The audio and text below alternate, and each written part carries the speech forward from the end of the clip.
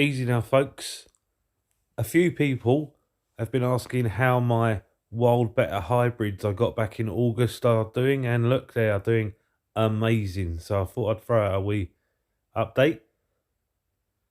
If you've not seen Frank's Bettas of the Wild where I got them from, you must check them out. These are not the most impressive Bettas that he does, but they're the ones that I liked.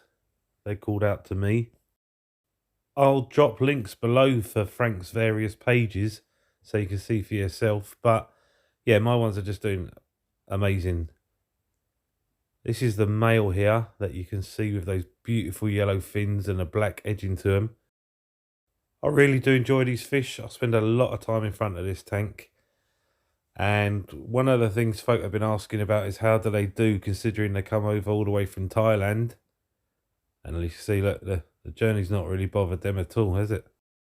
That probably speaks volumes for the quality of Frank's fish, but also the transhipper did a great job too. So I got them settled in.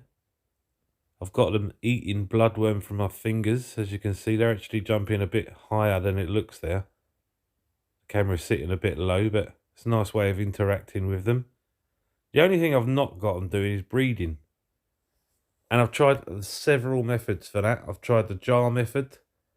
I've tried keeping the female in a hang-on breeder box till she's ready.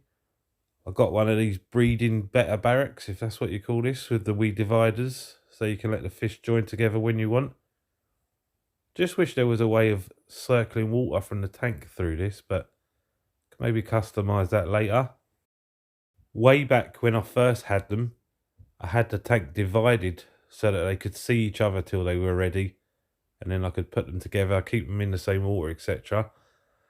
But what was happening, they were really keen to get at each other.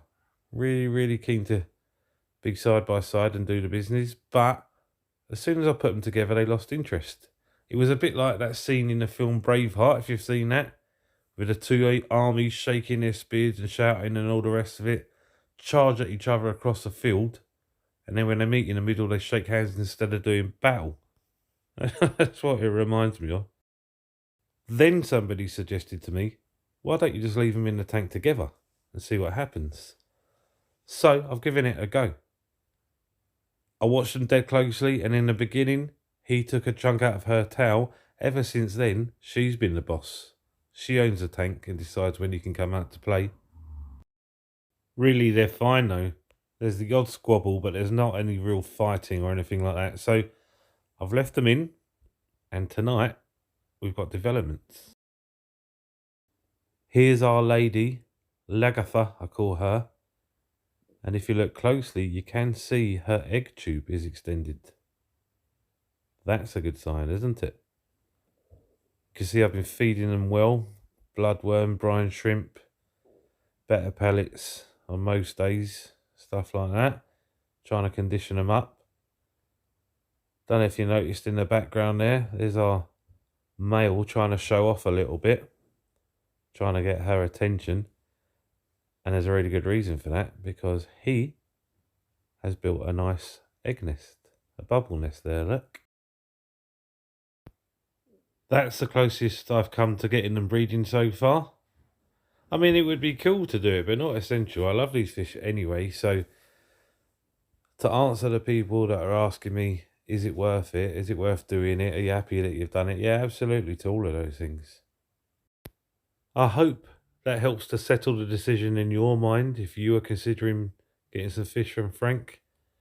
But I'm definitely happy, over the moon. And for now, I'm out. Later.